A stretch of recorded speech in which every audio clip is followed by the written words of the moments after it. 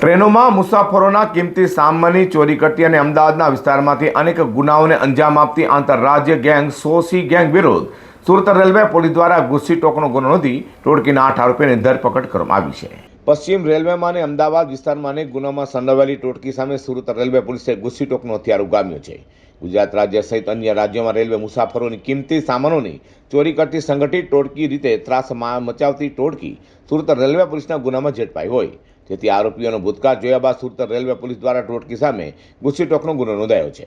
Surat railway પોલીસે રજબીરસિંહ ઉર્ફે રાજવીરસિંહ ઓમપ્રકાશ સાંસી, મેનપાલ ઉર્ફે ટ્રેની ઉર્ફે જયકરણ સાધુરામ માંડુરામ સાંસી, સન્ની ઉર્ફે ગની નરેશ સાંસી, જગદીશચંદ્ર ચરણદાસ સાંસી, સતબીર બનવારી સાંસી, સુનિલ ધર્મપાલ સાંસી, રવિસિંહ રઘુવીરસિંહ સાંસી અને મિન્ટુ મહેન્દ્રસિંહ સાંસી સામે ગુસ્સી ટોકનો ગુનો નોંધાયો હોય, જે અંગે રેલવેના એસપી અભય સોની દ્વારા પત્રકાર પરિષદમાં માહિતી આપવામાં આવી હતી. વેસ્ટર્ન રેલવે વડોદરા પોલીસ યુનિટમાં આજે સુરત ડિવિઝન ખાતે સુરત રેલવે પોલીસ સ્ટેશન ખાતે ગુસ્સી ટોક હેઠળની કાર્યવાહી કરવામાં આવેલી છે. આની વિગત આવી રીતે છે કે ગુજરાત રાજ્ય સહિત અન્ય રાજ્યોમાં જે રેલવેમાં મુસાફરો યાત્રા કરતા હોય એમના કિંમતી મુદ્દામાલની ચોરી કરતા એવી હરિયાણાની સાસી ગેંગ કરીને ગેંગ ચાલતી હતી. આ ગેંગના લોકો ખૂબ જ વ્યવસ્થિત રીતે પોતાની જે ચોરીને પૂરું કરવા એ સ્પેશિયલ ટેકનિક યુઝ કરતા, વિશેષ તરીકે લોકોને ફોલો કરતા. આ રીતે અમે લોકોએ છેલ્લા ઘણા સમયથી એના ઉપર કેસ કરી રહ્યા છે, પકડી પણ રહ્યા છે. એમના વિરુદ્ધમાં અમદાવાદમાં ટોટલ 12 ગુનાઓ છે અને વડોદરામાં પણ વડોદરા યુનિટમાં પણ 4 ગુનાઓ છે. ટોટલ 16 ગુનાઓ અત્યારે ગુસ્સી ટોક હેઠળ ધ્યાને લેવામાં આવેલા છે.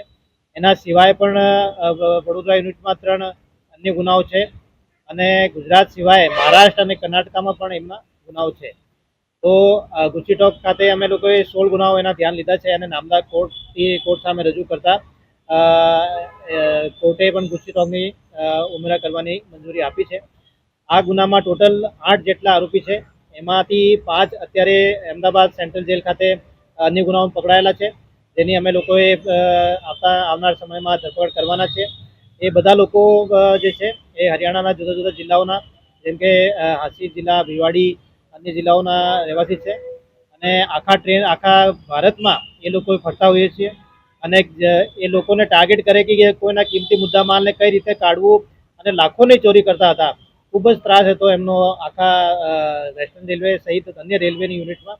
તો આ અંગે એક મોટી કાર્યવાહી અમે લોકોએ કરી છે અને સાસી ગેંગનો અત્યારે ત્રાસ ઓછો થઈ જશે એવી અમે લોકોએ. હાલ તો રેલવેમાં ચોરી કરતી આ સાંસી ગેંગ સામે રેલવે પોલીસ દ્વારા જ ગુસ્સી ટોકનો ગુનો નોંધાયો હોય, જેને અન્ય ચોરી કરતી ટોળકીમાં આજે ખરેખર ફફડાટ જોવા મળ્યો છે.